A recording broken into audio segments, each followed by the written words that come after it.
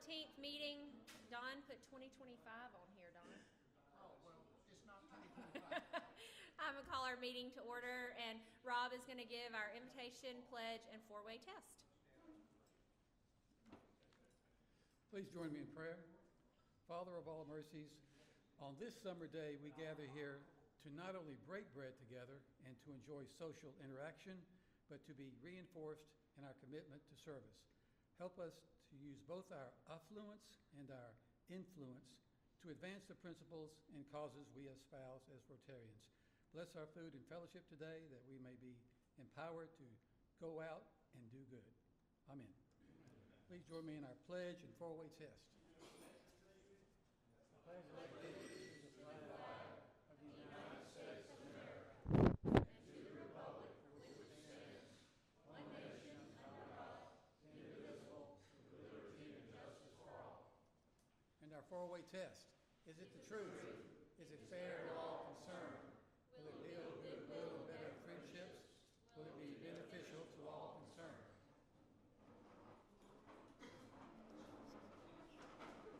Thank you, Rob. What is that? Michael. Oh, okay. All right, Don's going to do visiting Rotarians, Rotarians with guests, which I don't think we have either of those, and then birthdays and anniversaries. Oh, do you want me to do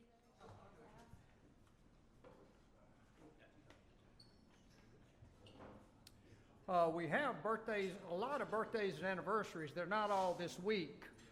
So the last time we went a week without announcing who had birthdays and anniversaries, the previous time I got heckled. So I'm going to do last week's birthdays and anniversaries first. So we had 3 birthdays last week. George Schimmel. On the 7th, Monica Lewis. On the 8th, and Lori Greer on July the 11th. We had wedding anniversaries last week. Monica and her husband Calvin on the 7th. John and Helene Dorsa on the 9th. We had no membership anniversaries last week. We have a lighter week this week. Stephen O'Neill will celebrate his birthday on Sunday the 19th. We have no wedding anniversaries this week. Bruce Deere will mark 4 years as a member of the club on Sunday the 19th. So let's give all those folks a round of applause.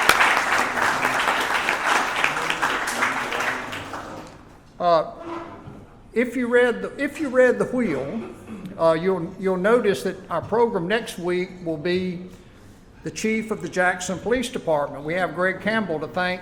I haven't asked him how he did that, but I'm just happy he got her scheduled.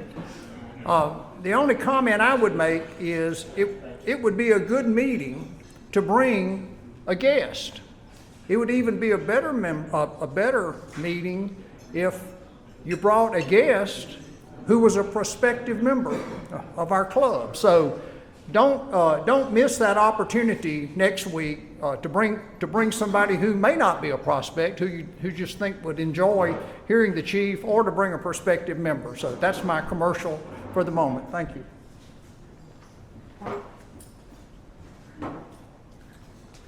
All right, and now Bill is going to introduce our speaker.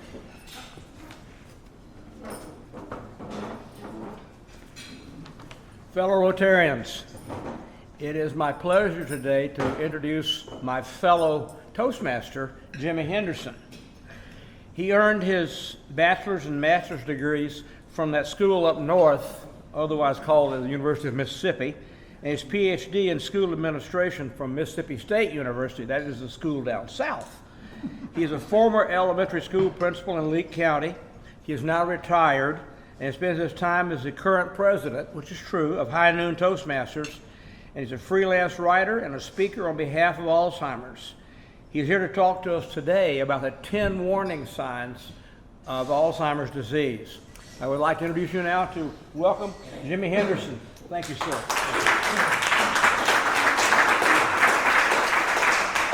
Thank you. Thank you, Bill. Thank you, Rotarians, for allowing me to come speak to you today. I apologize, I can't get the slide presentation working. That's going to cut my speech in half. That usually gives me a standing ovation, but I'll take what you gave me. I'm Jimmy Henderson. I'm the retired principal and school teacher from Leake County Elementary. And I want to start with, there are 3 reasons why I do this presentation. One, I want people to know that as we grow older, 1 out of 3 of us is either going to know somebody, or we might actually begin to experience some cognitive decline and maybe some symptoms and even the disease of Alzheimer's and dementia and the other forms of dementia that is involved with the loss of our abilities to have our cognitive ability. 2, this is an opportunity for you to seek help while you still can, or you can help your loved one, or you can help your friends or neighbors that you may be seeing some changes in them. I was talking with one of your Rotarians when I came in this morning. He was telling me about his girlfriend and how he had helped them get help through the Mind Center, which is an organization that we help and we work through some fundraising and other work with. And in conjunction, we're all working to try to help people create a way to get through this thing called dementia and Alzheimer's and cognitive decline. I am a volunteer, so I can't tell you anything medically speaking. And I know we have some doctors in the audience, and we have probably some lawyers who know much more, and other people that know much more about Alzheimer's. Maybe you've experienced it more than I have. But what I do is I volunteer because my mother passed away with Alzheimer's a couple of years ago.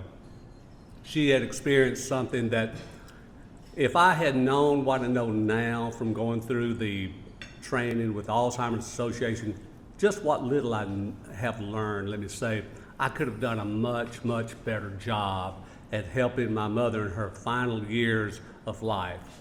So that's one reason why I also do this presentation, so that people can take time now and plan. Because unfortunately, if you get like my mother and my father too, time can slip up on you, because we all think we're going to live. We do.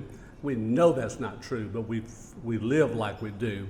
And before you know it, it's out of our hands. So this talk is to encourage everybody who knows someone, or you begin to experience some things, to get help early, because there's not a cure for Alzheimer's. There's not anything right now in the works that really is beyond kind of giving you a few extra months of life maybe, and also giving you a picture that you may be susceptible.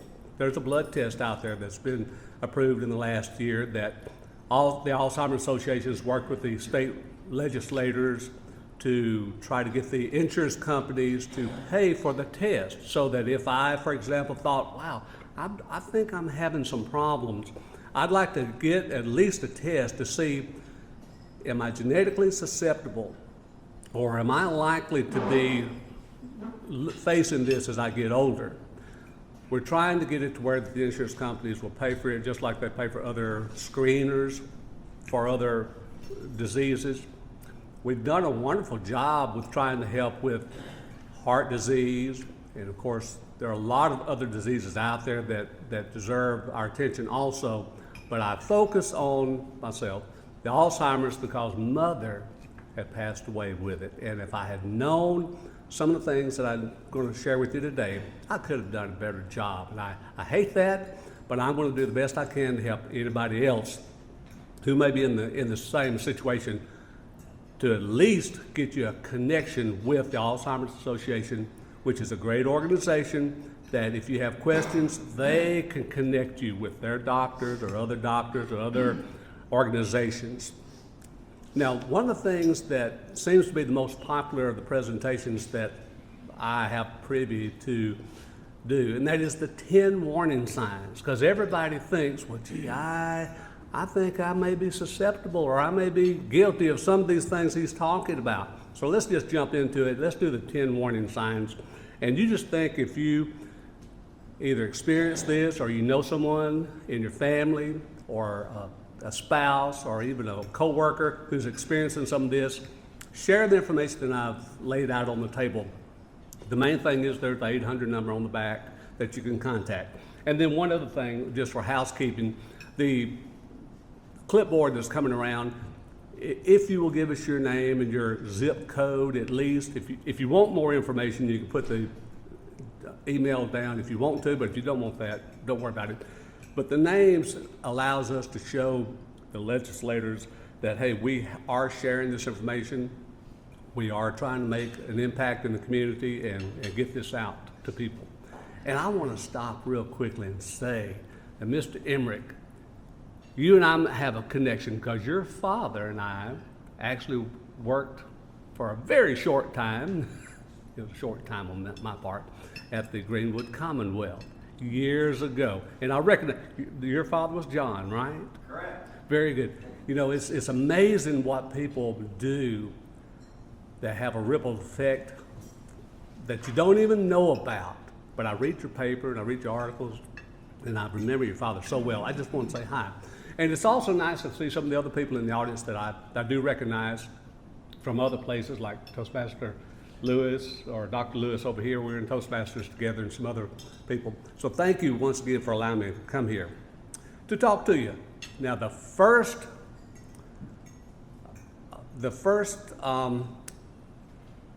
warning sign, the first warning sign I want to talk about is the memory loss that disrupts life. Now let me start by saying, I tell people, hey, we're on a continuum of good health, from perfectly good health to perfectly bad health, or almost dead. And somewhere along the way is also like our memory. It's not uncommon to lose your keys, right? I know now finding that TV remote is the thing. My wife and I, we have it on the same couch between us, and we lose it almost every night. We eventually find it, of course. As a school principal, I find sometimes whenever I go back to Walmart or a school function, I'll see kids, even teachers, and I say, well, I remember them, but I'm not sure who that is. That's not necessarily bad, because as we get older, we're going to have some cognitive decline. I remember seeing somebody just last week, as a matter of fact, at Walmart. It was one of my students, and I just introduced myself, said, how you doing? You know, what's your name again? Tell me your name, yeah. And I said, well, what grade are you in now? Are you in the 11th or 12th? Because I could tell he'd grown a lot. He said, Mr. Henderson, I'm 30 years old. But he looked young, I promise you. I promise you. But my mother began to show things that was a disruption to life. Now that's the key. If these things are beginning to really impede you getting through life. For example, I remember Daddy passed away.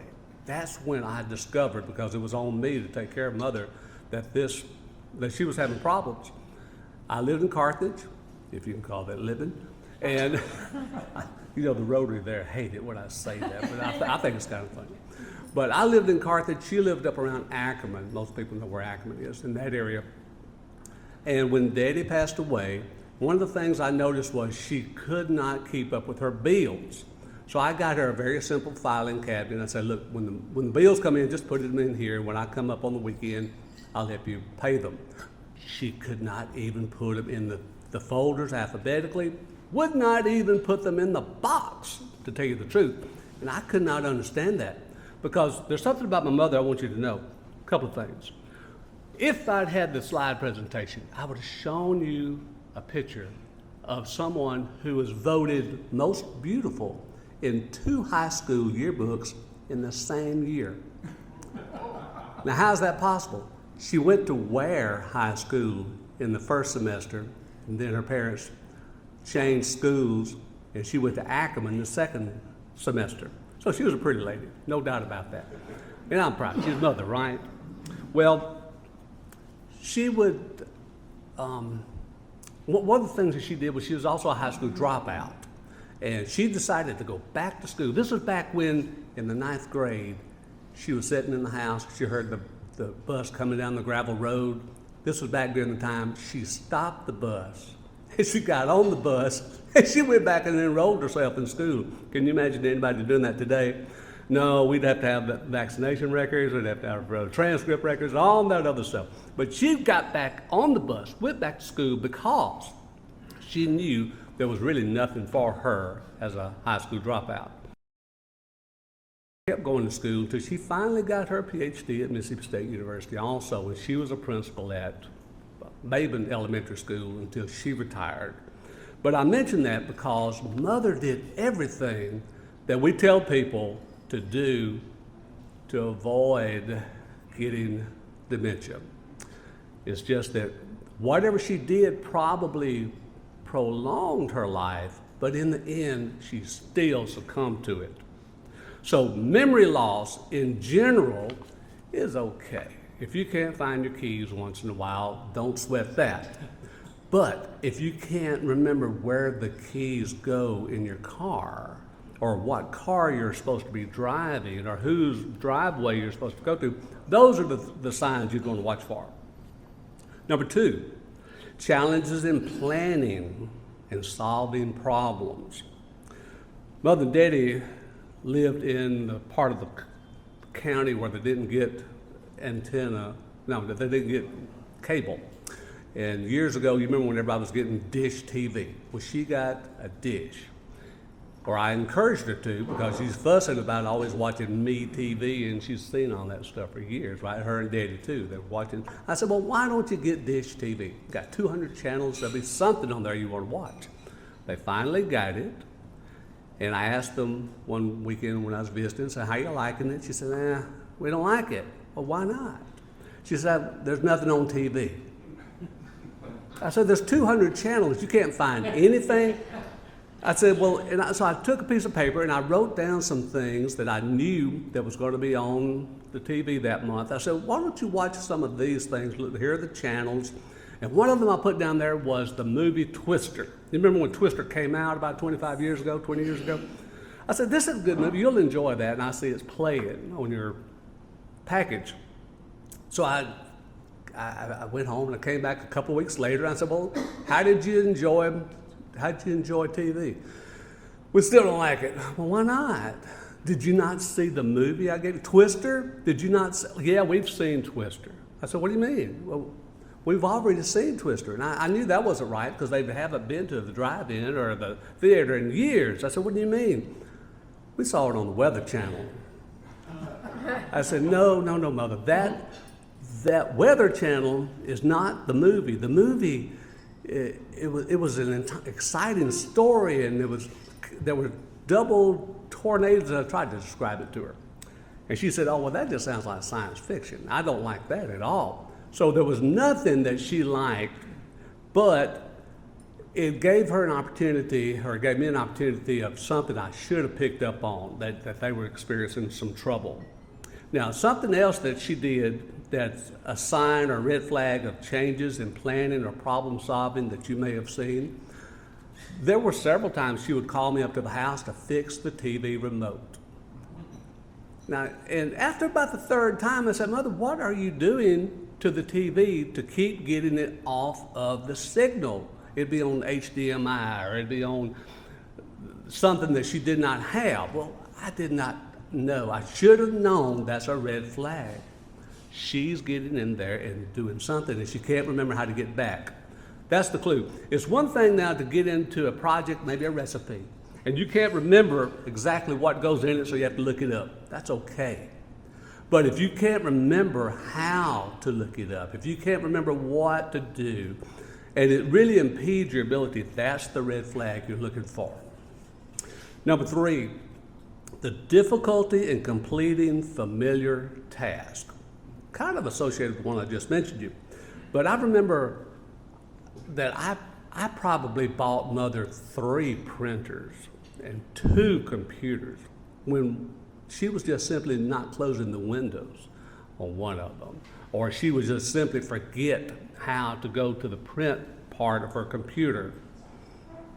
When I took her to the Ridgeland place and she was in the memory care unit, I thought, I'll help rehabilitate her. So I would take cards in, and I said, let's play Go Fish.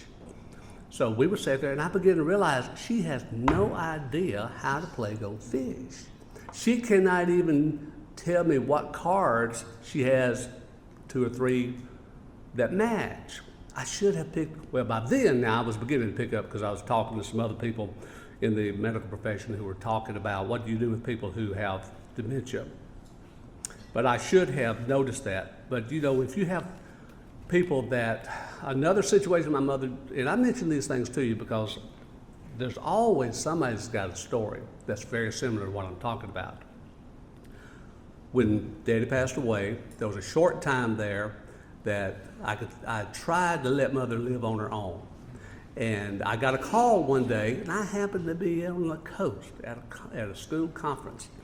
And it was the drugstore owner up in Eupora. She said, I want to let you know your mother's having problems getting out of the drive-through. I said, well, what do you mean she's having trouble? She can't seem to remember how to get out of the drive-through. She drove in there, and then she had an episode and could not remember how to get out. Red flag. In fact, it wasn't long after that I did get her some additional help because I had to. Number 5? Yeah, number 5. Trouble understanding visual images and spatial relations. You know, we associate our eyesight beginning to dim a little bit as we get older. But this may also sometimes be because we're experiencing some cognitive decline. In the Alzheimer Association, they have other people who do training for like firefighters and police officers on what to do if they have to go into a home with someone that they know is experiencing dementia, because they literally see things and understand things differently. It's my understanding. You could go into a home and surprise them, and there are ways that firemen and policemen are taught on how to approach and how to deal with people, because even the eyesight will give you a sign that there's a problem. Number 6, new problems with words in speaking and writing. As I mentioned, Mother had a PhD. She had even written a couple of stories. She had had some things published. So I was really bumfuzzled when several years ago she was getting to the point to where I would take her books and she would never read them. No, that's not like her. And then she would tell me about writing something that she was going to send off to some place, and she wanted me to look at it. And I would look at it, and it was very elementary. It was just not the quality that she used to write. I even told her one time, I said, Mother, you keep talking about writing about Aunt Louise's life.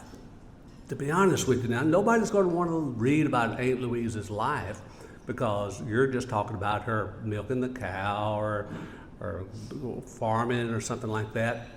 I said, do this. Make Aunt Louise a vampire. She didn't like that idea either. But that's what I think people would read. Talking about speaking with problems. We did see in the news a couple of years ago, Senator McConnell. You remember that famous scene where he was talking to some reporters and then he just stood there for like almost a minute. That's if you see somebody doing something like that, that's certainly a red flag. Handwriting, even Mother's handwriting used to be beautiful.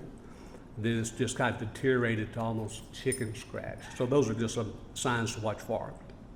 Number 7, misplacing things and losing the ability to retrace steps. We talked about finding your keys or finding your TV remote. The thing is, can you retrace your steps and find it? Because I don't know how many times I'll think, oh Lord, I'm fixing to come down with something, but then I'll remember where it is. In fact, Bill Cosby, if you don't mind me using Bill Cosby as an example, he used to have a joke. He'd say, I think that memory resides right here. Because every time I'm looking for something and I sit down, oh, there it is. I remember where it is now. Have you ever seen anybody do something like that? So they've retraced it. They finally retraced it in their mind. So that's a sign that they're okay. All right, number 8, decreases in judgment, or you're having poor judgment. Now I have down here, I'm going to tell it anyway. I know some of you have heard it. You've heard the old joke about the preacher at Sunday school class telling everybody, okay, I want you to stand up if you're ready to go to heaven. And everybody stands up except one little old lady. So the preacher turned and said, well, why aren't you standing up? Do you not want to go to heaven? She said, yes, I do, preacher. I just don't want to go right now. But poor judgment is something that we need to watch for. For example, when Mother went into the nursing home, or when Daddy passed away, well, I waited till she went into the nursing home because I really couldn't take her phone away. She still had a landline. But I was really worried that she was going to get a call from somebody and she'll give them their social security number or a check number or information like that, and she would get scammed. That Daddy, he died with a heart attack in his sleep. But I think, now looking back, he was showing signs of dementia, or certainly some very, very strong cognitive decline. Because when men begin to show cognitive decline, we don't dress well, we don't shave, we don't take baths like we should. I used to think that's just old men. When I was a kid, that's just old men. But when it becomes a real problem, it's a red flag. I remember going to see my parents one weekend, and I was sitting in the living room, and I noticed Dad had some shoes on, pretty nice shiny shoes. They weren't new, but I'd never seen them before, and I asked him about them. I said, well, where'd you get those shoes, Dad? Joe Martin was a friend of ours in the neighborhood. He said, Joe Martin had them on his garbage can. They fit me, so I decided I'd keep them. Now, I would have never known him to, one, get somebody else's shoes off the top of the garbage can that's going to be thrown away on the side of the road. Two, I never would have known him to admit something like that. But it's a red flag. Number 9, withdrawal from work or social activities. Sometimes we think, well, people are withdrawn because they're simply retired, or they're simply older and all their friends have passed away. But I think even Mother began to notice that she was having problems. One of the things that she was a member of was the Daughter of the American Revolution organization. And I got a call from somebody from that group there in Eupora after she passed away. No, I think that it wasn't after she passed away. It was actually she had left because she was in the nursing home. And they said, well, I kind of noticed some things about her when she visited the last time she was here. Everybody in retrospect can just about think of something that was a red flag or something that should have tipped them off. And I wish they had told me, but I might not have paid. I'm going to tell you that my parents were the kind of people, too, that if I told Daddy that Daddy got bit by, I realize I'm jumping around, but I'm not on my slide presentation. Forgive me, okay? Daddy got bit by a black widow. He almost died with the black widow, but I could not get him to go to the doctor. He was that stubborn and hard-headed. Even if he had been well, he was just that kind of person. But we just want to make sure that if we see something, even if they don't want to cooperate, bring it to them in a nice way. Even bring somebody, another friend.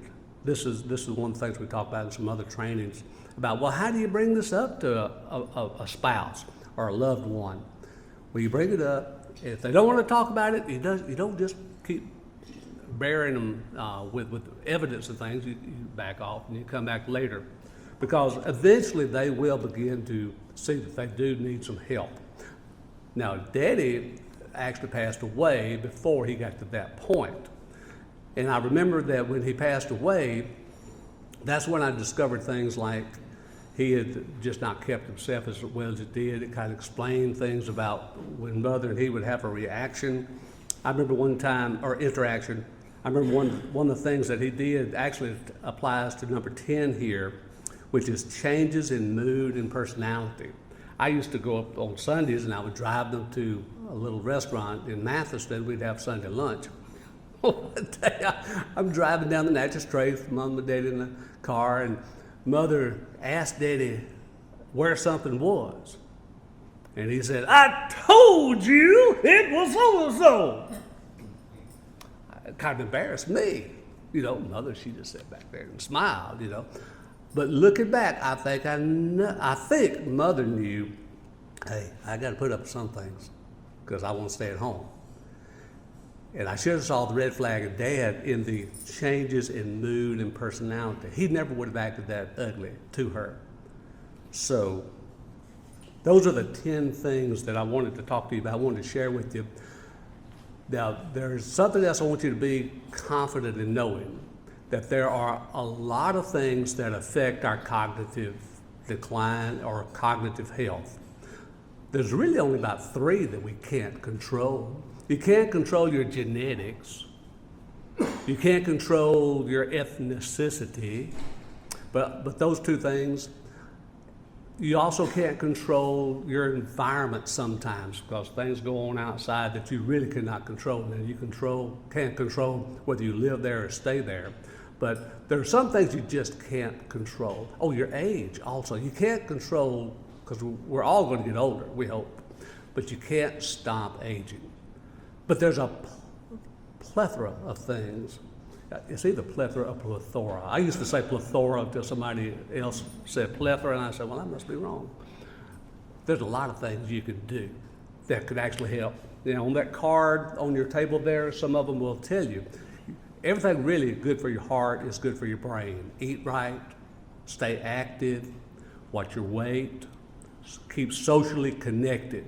You know, one of the things you're doing here, one reason, Bill, I'm in Toastmasters, is for that social connection. Also ballroom dance for that social connection. I guess I could go to work, but I don't want to do that. I have to do that every day. I try to tell my wife every time she wants something new for the house, I say, hon, I'm trying to keep from having to go back to work. You keep trying to send me to work, it looks like. So those are the 10 warning signs I was going to tell you about. The main thing I want to leave you with is, if you see somebody or if you feel like you might be experiencing some things that are a red flag, seek help early, because there are things in the pipeline right now, whether it's treatment or drugs, medication, that are on the horizon that will help. Maybe one day we'll find a cure. One gentleman was telling me about, I think Bob, you was telling me about, Bill Gates has put a lot. I'm glad he's putting his money into a cure for Alzheimer's, because it takes a lot of money for funding for these things, and some things are getting the money that's needed, and some things that aren't. One good thing about it for us, guys and ladies, is that we're the growing population, so we're probably going to, as the old saying, the squeaky wheel gets the grease, we're going to get more and more funding, because we don't want to have to succumb to cognitive decline. But if you experience anything, there's a number on the back of that card. Just give us a call. We could connect you with other doctors, organizations that could help you. And if I could help you with anything, I'll be glad to. Again, I apologize about not having the slide presentation. I'll come back and do the second half of this another time. How about that? Thank you so very much. She's got Thank you. Madam And this, President. we have a speaker gift. It's a mug that Whitewater's made, the logo. Thank you. Certainly. Thank you for sharing with us. Any other announcements? We're good? All right, we'll adjourn with our motto: service above self. One who profits most serves best.